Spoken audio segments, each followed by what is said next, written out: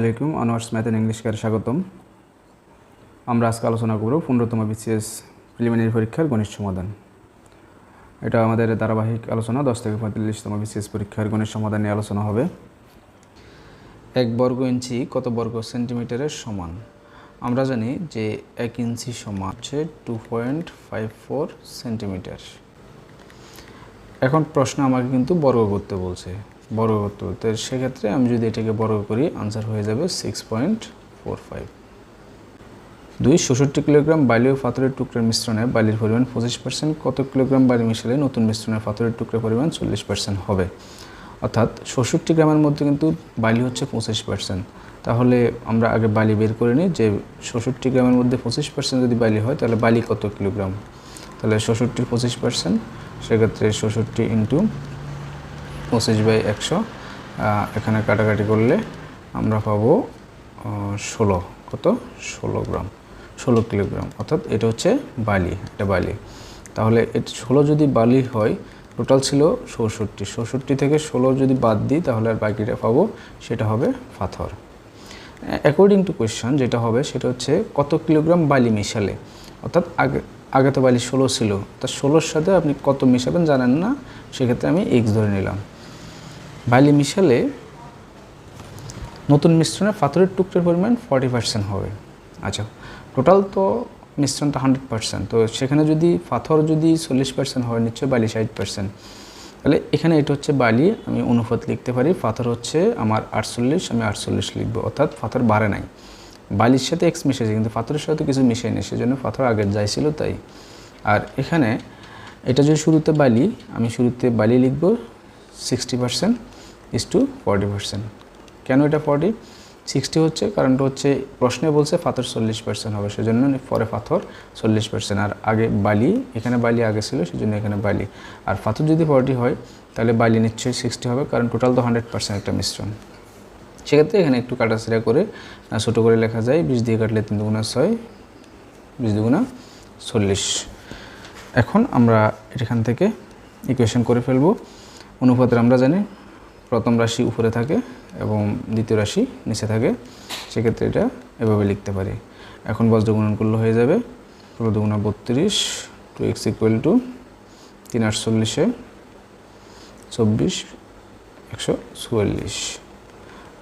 2x equal to পাবো 124 minus 32, sorry 144 minus 32, 2x equal to পাচ্ছি 112। আর সেক্ষেত্রে সুতরাং x ইকুয়াল টু হয়ে যাব, আমি কাটাকাটি করলে 56, আনসার হবে 56।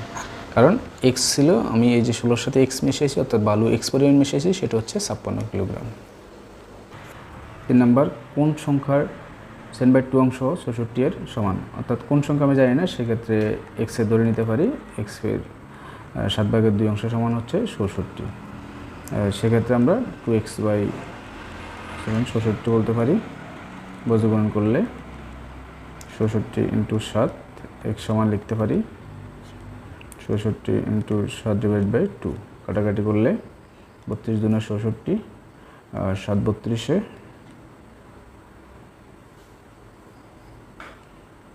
224। তো আমরা x এর মান পেয়ে গেলাম 224। 4, কোন সংখ্যাটি বৃহত্তম? এখানে দেখেন 0.3 একটা আছে, 2/5, এটাকে যদি আমি, অর্থাৎ এটা এভাবে আছে, আমি যদি একটু করার চেষ্টা করি, 4 পয়েন্ট দিয়ে 4 20, তাহলে এখানে পাচ্ছি 0.4। তারপর এটাতে যদি আমি এটাকে ভাঙানোর চেষ্টা করি, পয়েন্ট দিয়ে 3 3 পাবো 9, 1, এখানে পাচ্ছি 0.3, এখানে 0.4। আর এটাকে যদি আমি বর্গমূল করি, অর্থাৎ বর্গমূল হচ্ছে সাধারণত বর্গমূল করার সিস্টেম হচ্ছে দুইটা গড় নিতে হয়। এখন আমরা যদি বর্গমূল করি, সেক্ষেত্রে এখানে এমন একটা সংখ্যা নিতে হবে যেটাকে বর্গ করলে এটার কাছাকাছি চলে যায়। সেক্ষেত্রে 5 5 25 নিলে, অর্থাৎ 5 নিলে কিন্তু 5 5 25 হয়ে যায়, কাছাকাছি চলে যায়। 6 নিলে বেড়ে যায়, 6 36 হয়ে যায়, সেজন্য 6 নেওয়া যাবে না। তাহলে দেখেন এখানে তো পয়েন্ট থাকবে 0.5, আবার এখানে 5 আসতেছে। তো আমরা দেখতে পাচ্ছি, আমরা পুরোটা না করলেও হয়, এখানে 0.5, এখানে 0.4, এখানে 0.3, এখানে 0.3। সেক্ষেত্রে দেখতে পাচ্ছি এটা হচ্ছে বড়, 0.5 হচ্ছে বড়, আনসার হবে খ। 5, 2 প্লাস এক্স প্লাস 3 সমান সমান 3 ইন্টু এক্স প্লাস 2। এটা খুবই সহজ একটা অঙ্ক। তাহলে 2 প্লাস এক্স প্লাস 3 ব্র্যাকেট তুলে দিলে এদিক দিয়ে গুণ করলে 2 গুণা 6। আমরা এক্সগুলা এক পাশে নিয়ে আসবো আর এক্স আরাগুলা আরেক পাশে নিয়ে যাবো। 3 দিয়ে 5, এটা দিকে নিয়ে আসলে হবে 6 - 5। তাহলে মাইনাস 2x সমান হচ্ছে 1। সেক্ষেত্রে এক্স সমান পাবো -1/2। আনসার হবে ক। 6 a সমান 1, b সমান 2, c সমান, এখানে কিছু মান দেওয়া আছে। এখন এখানে বলছে a minus minus b minus minus c minus minus d। আর এখানে জাস্ট আমরা মানগুলো বসাবো। a বরাবর 1 বসাবো, মাইনাস মাইনাস b এর মান আছে -1, b এর মান -1। সেক্ষেত্রে মাইনাসে মাইনাসে হয়ে যাবে +1, মাইনাস মাইনাস c এর মান আছে 2, মাইনাস d এর মান হচ্ছে -2 মাইনাস হয়ে +2 হয়ে যাবে। তাহলে 1 প্লাসে মাইনাসে -1, মাইনাসে মাইনাসে +2, প্লাসে মাইনাসে -2। তো +2 -2 কাটা, +1 -1 কাটা, সেক্ষেত্রে আনসার হবে 0 ক। 7 1 থেকে 99 পর্যন্ত সংখ্যার যোগফল।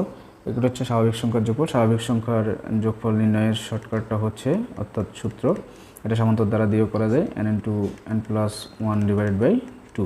এখানে n এর মান হবে সর্বশেষ সংখ্যাটা, অর্থাৎ যত পর্যন্ত সংখ্যার যোগফল বের করতে বললে, এখানে 99 বললো, তাহলে n এর মান হবে 99। 99 ইন্টু n এর মান যদি এখানে 99 বসে, 99 আর 1 যোগ করলে 100 হবে, নিচে 2 হবে, কাটাকাটি করলে 50, 50কে 99 দিয়ে গুণ করলে হবে 4950। আনসার হবে খ। 5 একটি 50 মিটার লম্বা মই একটি খাড়া দেয়ালের সাথে হেলান দিয়ে রাখা হয়েছে। ধরেন এটা একটা দেয়াল, এটা একটা হচ্ছে মই, এই মইটা এখানে হেলান দিয়ে রাখা হয়েছে, এটা হচ্ছে 50 মিটার। তাহলে এখানে একটা ত্রিভুজ উৎপন্ন হলো। এর এক প্রান্ত মাটি হতে 40 মিটার উচ্চ দেয়ালকে স্পর্শ করে, তার মানে এটা হচ্ছে 40। বলছে মইয়ের অপর প্রান্ত হতে দেওয়ালের দূরত্ব কত। এটা যদি মই হয়, মইয়ের এক প্রান্ত এটা, অপর প্রান্ত হচ্ছে এটা, তাহলে এখান থেকে এটা দূরত্ব চেয়েছে। তাহলে আমরা এটাকে যদি একটা ত্রিভুজ কল্পনা করি, সেক্ষেত্রে এটা অতিভুজ, এটা লম্ব, এটা ভূমি নর্মালি। সেক্ষেত্রে আমরা জানি যে পিথাগোরাস উপপাদ্য সমান অতিভুজ স্কয়ার সমান লম্ব স্কয়ার প্লাস ভূমি স্কয়ার, লম্ব স্কয়ার প্লাস ভূমি স্কয়ার। অতিভুজের মান আছে 15 স্কয়ার, লম্বের মান নাই, লম্ব আমরা মূলত বের করব, আর ভূমি আছে 40 স্কয়ার।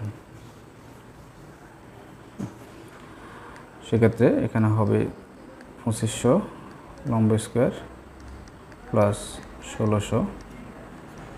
এখানে আমি 2500 পক্ষান্তর করে -1600 = লম্ব স্কয়ার লিখতে পারি। আমি পাবো এখানে 900 = লম্ব স্কয়ার। স্কয়ার তোলার জন্য উভয় পাশে রুট করব, সেক্ষেত্রে আনসার পাবো 30 = লম্ব স্কয়ার, লম্ব। লম্বার মান পাবো 30। এখানে আরেকটু শর্টকাটে করা যায়। ব্যাপারটা হচ্ছে, ধরেন আমি যদি এটাকে একটু কেটে ছোটো করি, অর্থাৎ 50কে 5 করি, 40কে 4 করি, সেক্ষেত্রে আমরা জানি যে পিথাগোরাস উপপাদ্য, অর্থাৎ সমকোণী ত্রিভুজের সাধারণত ভূমি, লম্ব এবং অতিভুজের প্রপোর্শন হয় 3:4:5। এটা একটা প্রপোর্শন, আমরা এর আগে অনেকবার মুখস্থ করতে বলছি, যে একটা যদি 3 হয়, আরেকটা 4 হবে, আরেকটা 5 হবে। দেখেন এখানে একটা 4, একটা 5, এখন আরেকটা হবে 3 মানে 30। যেহেতু এগুলো সবগুলা 10 দিয়ে গুণ করা আছে। 9 x + y - 1 = 0। এখানে একটা সমীকরণ দেওয়া আছে x + y - 1 = 0। আবার আরেকটা দেওয়া আছে x - y + 1 = 0, আরেকটা দেওয়া আছে y + 3 = 0। বলছে সরল রেখা তিনটে দ্বারা গঠিত ত্রিভুজ। তো সরল রেখার স্ট্যান্ডার্ড ইকুয়েশন হচ্ছে y = mx + c। এখানে mটা হচ্ছে ডাল, এইটা এই ফরম্যাটে থাকবে। এটা যদি এই ফরম্যাটে থাকে, এখান থেকে এটা যদি আমি ওই ফরম্যাটে নিয়ে যাই, সেক্ষেত্রে এটা হয় -x - 1। এটা -y সমান হচ্ছে -x - 1। সেক্ষেত্রে দেখা যায় যে এটা এবং এটা দুইটা কি একই, সেম, অর্থাৎ এই রেখা দুটোটার মান একই। দুইটা বাহুর মান যখন একই হয়, তাহলে সেক্ষেত্রে আমরা এটাকে বলবো সমদ্বিবাহু ত্রিভুজ। সাধারণত তিনটা বাহু সমান হলে সমবাহু, দুইটা বাহু সমান হলে সমদ্বিবাহু হয়। সেক্ষেত্রে এটা সমদ্বিবাহু হবে। 10 পরস্পরকে স্পর্শ করে আছে এমন তিনটি বৃত্তের কেন্দ্র ফি কিউ আর এবং ফি কিউ সমান এ, কিউ আর সমান বি আর পি সমান সি হলে ফি কেন্দ্রিক বৃত্তের ব্যাস হবে কত? আচ্ছা, এখানে ব্যাপারটা হচ্ছে আগে আমাকে একটা জিনিস বুঝতে হবে যে সাধারণত একটা বৃত্তের এটা যদি কেন্দ্র হয় অর্ধেক হচ্ছে ব্যাসার্ধ, আর পুরোটা আঁকলে সেটা হবে আমার ব্যাস। আমরা ব্যাস কেন্দ্র বরাবর যেটা যায় সাধারণত ওটা ব্যাস। এখন আমাকে বলছে তিনটে বৃত্ত আঁকতে, তো আমি তিনটে বৃত্ত আঁকি। বৃত্ত আমরা আঁকবো, একটা হচ্ছে এটা আঁকলাম, এটা হচ্ছে ফি বৃত্ত। এটাকে গ্যাসে আরেকটা বৃত্ত আঁকতে বলছে, এটার নাম হবে কিউ। আরেকটা বৃত্ত আঁকবো, এই দুটা বৃত্ত গ্যাসে, এটার নাম হবে আর। যদিও বৃত্তগুলো আমার হাতে আঁকার কারণে গোল হয়নি, ক্ষমা সুন্দর দৃষ্টিতে দেখবেন। এখন এখানে বলছে যে এগুলা যোগ করতে, অর্থাৎ ফি কিউকে যদি আমি যোগ করি সেটার নাম দিতে বলছে এ, এবং কিউ আরকে যোগ করলে সেটার নাম দিতে বলছে বি, এবং ফি আরকে যোগ করলে এটার নাম দিতে বললো সি। আমরা একটা নাম দিলাম। কিন্তু দেখেন এখন প্রশ্ন বলছে ফি কেন্দ্রিক বৃত্তের ব্যাস, অর্থাৎ এই বৃত্তটার ব্যাস বের করতে বললো, এই বৃত্তটার ব্যাস। কারণ ব্যাস এখান থেকে এই পর্যন্ত এটা তো ব্যাসার্ধ, তো এখান থেকে এটা যতটুকু এখান থেকে এটাও কিন্তু ততটুকু, কারণ এটাও ব্যাসার্ধ এটাও ব্যাসার্ধ। এই দুটো যদি আমরা একত্রে যোগ করে দিই এখানে এভাবে ব্যাস বের হয়ে যাবে, অর্থাৎ এই দুটোটাকে যোগ করলে ব্যাস বের হয়ে যাবে। টোটালি এটা আর এটা যোগ করলে আমরা আনসার পেয়ে যাব। এখন আমরা এখানে একটা নাম দিব, এখান থেকে এই পর্যন্ত ধরেন এক্স, এটা যদি এক্স হয় তাহলে এটাও এক্স হবে। আবার এই অংশটা যদি ওয়াই হয় তাহলে এই অংশটাও ওয়াই হবে, কারণ এই দুটো বৃত্তের ব্যাসার্ধ সমান হবে। আবার এই বৃত্তের এটা যদি জেড হয় এটাও কি দিব, জেড দিব, অর্থাৎ দুটোই সমান। এখন যেভাবে হোক আমার এই এক্স আর এই এক্স যদি আমি মান বের করতে পারি অথবা এক্সের মান একটা বের করতে পারি, সেক্ষেত্রে এক্সকে ডাবল করে দিলে আমার ব্যাসটা বের হয়ে যাবে। আমি এখানে যেভাবে হোক এক্সের মানটা বের করব। ফি কিউ সমান দেওয়া আছে কি এ, সমান দেওয়া আছে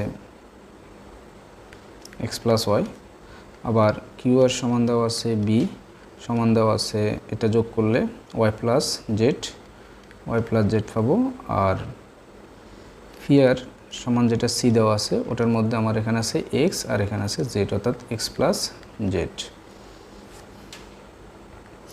এখন যদি আমরা এগুলো যোগ করি, অর্থাৎ এটা এবং এগুলো যদি আমরা যোগ করি, সেক্ষেত্রে আমরা কি পাবো যে এ প্লাস বি প্লাস সি সমান 2x plus 2y plus 2z, অর্থাৎ দুটো করে পাবো। এখন এখানে আমরা এভাবে লিখতে পারি a plus b plus c সমান 2 ইন্টু 2 কমন নিলে x plus y plus z. 2টাকে যদি আমি এখানে নিচে নিয়ে আসি, a plus b plus c divide by 2 সমান এখানে থাকবে x plus y plus z. এখন আমরা এখানে এই পাশে করি, এখানে আছে a plus b plus c divide by 2, এই জায়গাটাতে আমরা এক্স প্লাস ওয়াই প্লাস জেডের জায়গায় এখানে মূলত এখান থেকে আমরা এখানে যাচ্ছি যে এই ওয়াই প্লাস জেড, এখানে কিন্তু ওয়াই প্লাস জেড সমান বি আছে, এখানে আমরা এটা বি ধরে নেব।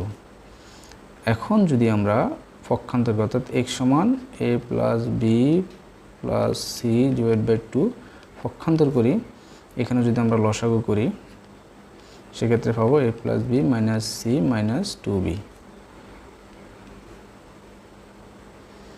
তাহলে আমরা পাচ্ছি a minus b minus c, sorry এটা প্লাস সি ডিভাইড বাই 2। এখন এটা পাইলাম আমরা কার মান, এক্স এর মান, এটা হচ্ছে এক্স এর মান, অর্থাৎ এই বৃত্তে এতটুকু অংশের মান।